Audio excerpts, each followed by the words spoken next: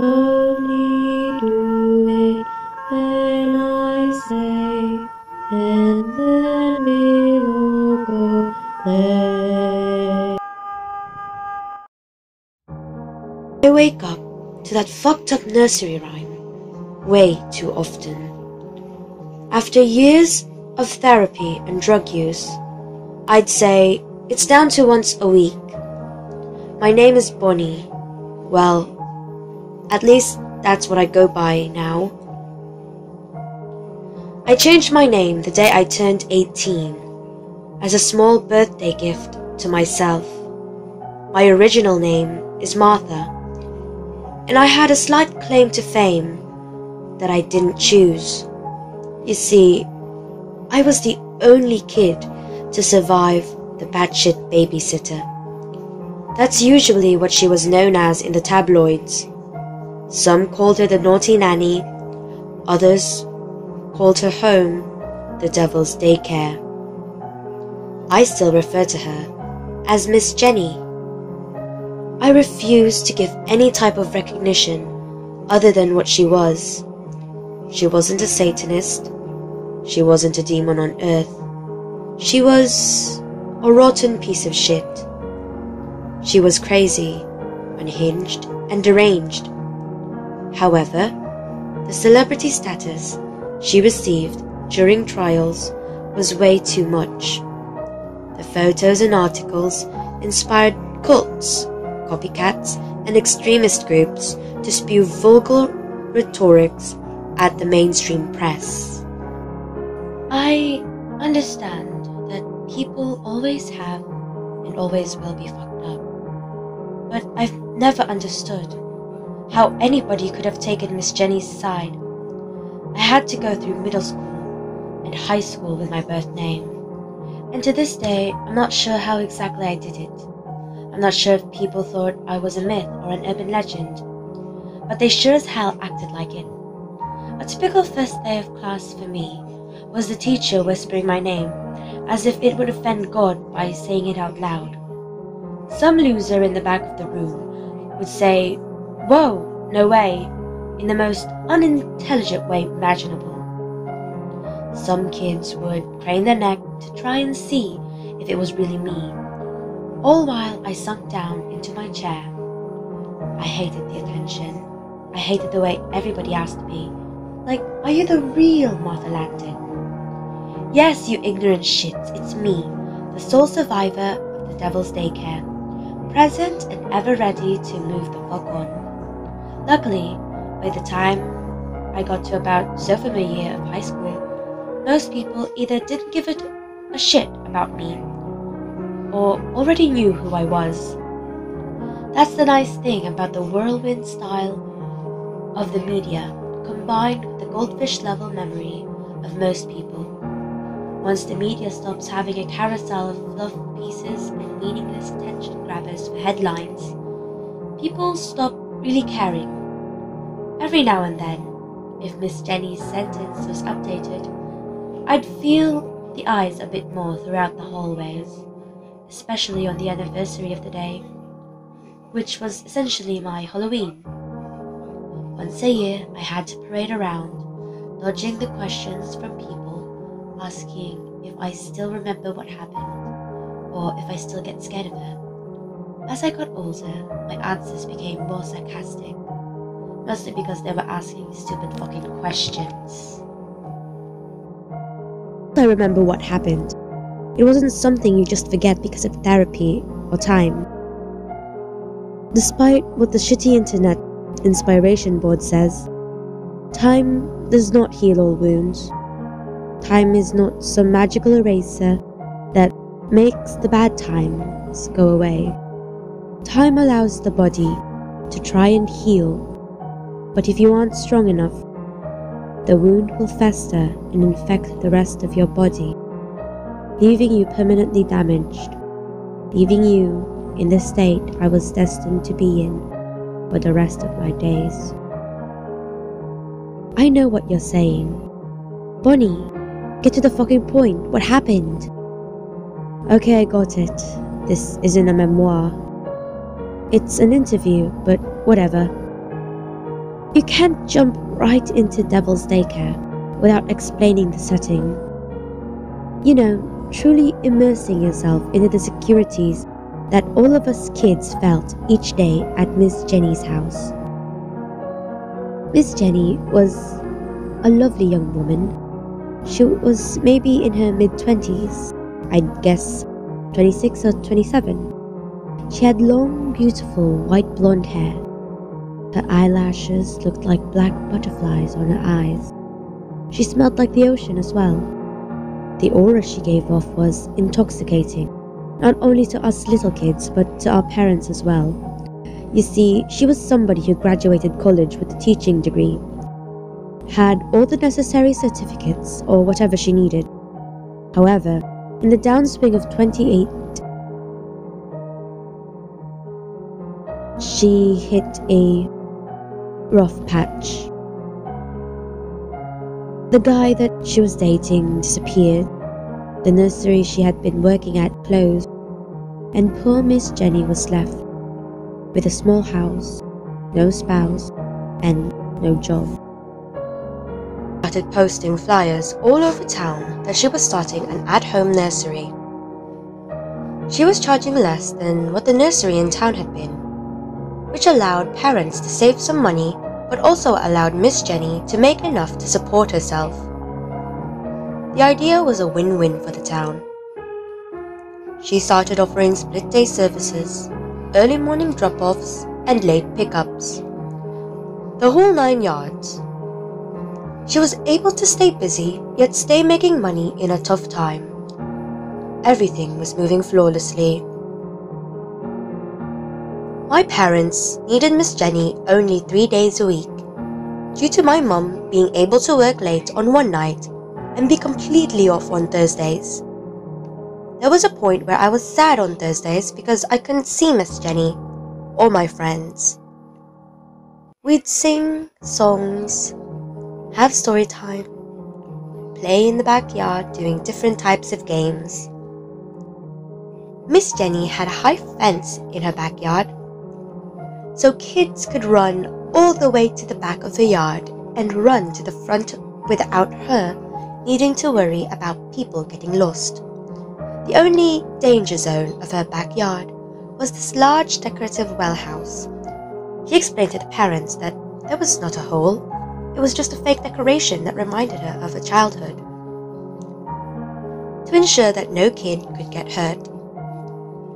She had a large circular cover over the whole of the well.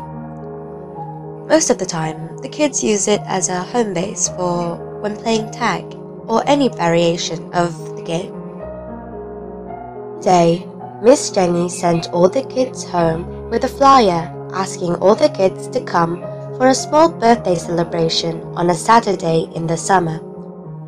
She explained in a note to the parents that she could not afford to throw parties for each kid's individual birthday. So this was her solution, to have everybody over for one big party filled with games and extra treats. As most parents saw this as an opportunity of a free day without their kid, they all obliged. The birthday fest came and around 40 kids showed up. There was a large dumpster in the backyard near the well, which caused all sorts of panic for some kids who were worried that the home base would be destroyed. Miss Jenny assured us that the base was going to be rebuilt with new wood, so it would be better than ever. The dumpster was there for when the builders came to fix it. That nothing would happen, and the day would be perfect. We had morning snacks, played a few of our favorite games, and some kids had to be introduced because some of the early morning kids didn't know the late afternoon crowd, and so on. After we all started to get along seamlessly, it was time for the day's big event, as Miss Jenny called it. She taught us a new chant. She wrote the words on her big whiteboard in the living room and started handing out blindfolds for everyone. The board said, "Throw the kids away, throw the kids away. Only do it when I say, and then we'll all go play." She kept repeating the phrase in a fun, cheery melody and the kids started to slowly catch on. We were all singing along when she brought out the day's final treat, which was a big plate of her heavenly cookies that every kid raved about. However, I was incredibly allergic to chocolate, so I never ate any of her cookies. I tried once but got sick, so I stayed away from them entirely. After she gave the cookies out, she said it was important that nobody ate them unless they were told to. I quickly whispered to my friend Rachel next to me to ask if she could eat my cookie for me, which she quickly agreed to do. Miss Jenny told us that we needed to put the blindfolds on, sing the song 6 times through, and after that we could eat the cookies. There were 40 kids and Miss Jenny in her living room. We put our blindfolds on. She helped a couple of younger kids who were struggling. Then she started clapping and throw the kids away, throw the kids away. Only do it when I say and then we'll all go play. Throw the kids away, throw the kids away. Only do it when I say and then we'll all go play. Throw the kids away, throw the kids away. Only do it when I say and then we'll all go play. Throw the kids away, throw the kids away. Only do it when I say and then we'll all go play. Throw the kids away, throw the kids away. Only do it when I say and then we'll all go play. Throw the kids away, throw the kids away. Only do it when I say and then we'll all go play. Next run through, I slipped my cookie to Rachel. The singing stopped except for Miss Jenny's, as the kids stuffed the treats in their mouths and hurried along to keep singing with Miss Jenny. Slowly, the clapping stopped and the singing became muffled. The kids started to go to sleep, and since I didn't know if it was part of the game, I quickly slumped over and laid on the ground, being extra careful not to make a move or a sound. I heard Miss Jenny walking around. I heard her open her back door and come back to our room. I kept hearing her walk back and forth, singing her song with the pep of her usual self. After about 20 minutes, she picked me up. I tried my hardest to pretend like I was sleeping. She carried me outside and laid me down on top of the other kids, almost like we were in one big pile. Still, everybody was quiet, so I dared not to make a move or ruin the game. Kids started being put on top of me as well, and after about another 20 minutes, I heard a loud metal clang. I became impatient and took off the blindfold, which barely helped. Wherever I had been put was nearly pitch black, except for the small beam of sun coming from the ceiling. I tried to feel around, but I couldn't tell where I was. I started to ask kids where we were or what we were doing. However, I got no response. I stumbled over kids trying to get a wall, which I eventually found. There was a dusty metal feel to it, and the inside of the container started to get extremely hot. I was sweating and started to cry. At that point, I turned backwards but tripped and smacked my head on either another kid's head or a wall. Either way, everything went fuzzy and I couldn't tell up from down. I couldn't stand. All I could do was feel how much hotter I was getting. Eventually, I passed out, either from the heat or the head injury. The next thing I knew, I was in the hospital with my parents next to me. There were needles, crying, and people I've never seen before. Most of it was far too much for a 6-year-old to understand. My parents wouldn't tell me until I was about 14 on what really happened to me. What really happened in the Devil's Daycare. However, after fully researching the case on my own after I changed my name, I found out that Some important facts had indeed been left out from what my parents told me. Miss Jenny was not even the real Miss Jenny. Jennifer Hearing was a missing female from the East Coast, a teacher for elementary students with a real passion for children and helping the world. That was Jennifer Hearing, who was found dead in the trunk of a car in Cleveland. She had been scalped and all of her fingers were cut off. The autopsy determined she died from a combination of starvation, heat stroke, and organ failure, which means she was alive when she had been scalped and her fingers removed, then stuffed in a trunk. The boyfriend of our Miss Jenny was found suspended in her basement. Strips of flesh have been removed from his back and used to gag him. He had also been drained entirely of the blood in his body. 2 more bodies were found in the basement that could not be identified. All that had been left was the skin stretched across the walls. That day were poisoned with cyanide in the cookies. Experts determined that some had died of heart failure from the poisoning, while some kids died from the heat in the dumpster. Miss Jenny had put a black piece of sheet metal over the dumpster, which created an internal temperature of around 180 degrees on that hot June day. I was found in critical condition. My survival was due to the fact that my body functions were not degraded by the cyanide in the cookies. One of the parents had come to pick up her daughter early, and when she could not get an answer, she walked into the house. Miss Jenny was long gone by that point. The parent looked all over the house for the kids and did eventually find them, with potentially only minutes to spare my life. Miss Jenny was picked up 2 weeks later when she was caught with expired plates in the next state over.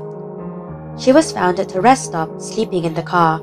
There was blood on her hands, some of the children's DNA under her nails, and on her clothes. The case was open and closed. She had been sentenced before I had even been called as a witness. I'm not a lawyer, but I thought that was, since I was the sole survivor, that I would have been asked to be a witness. But maybe they deemed that a small kid shouldn't go through the trauma again. I can still smell that dumpster at night when I wake up. The mixture of piss and shit from the kids' bodies, releasing their bowels combined with the slow roast happening inside the dumpster.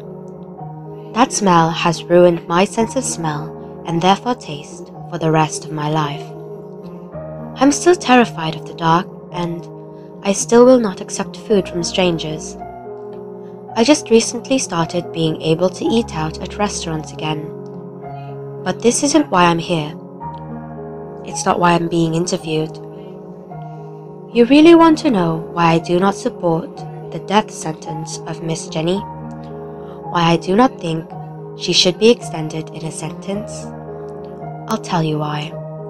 I want that lady released because that isn't Miss Jenny. That lady that has been serving in jail isn't the one that tried killing me and did kill all those other kids. DNA tests placed that lady at the scene, and there was undeniable proof that she in fact did it. I know she is innocent for a fact because Miss Jenny had a tattoo on her wrist. The lady behind bars had 0 tattoos. Miss Jenny had a tattoo that said Martha in fancy cursive letters. She showed me this because her mother's name was Martha. I know Miss Jenny is still out there. Sometimes I can smell the ocean when a woman walks past. Sometimes I see the white blonde hair in a crowd of people. The lady in prison serving time is batshit crazy, no doubt. She probably needed to be in jail for something, but she didn't murder those people. Miss Jenny planted that woman there, and took off yet again. She could be teaching at your kid's school right now, for all you know. Or maybe she's circling back to get me. Either way, she isn't gonna stop until all the kids are thrown away.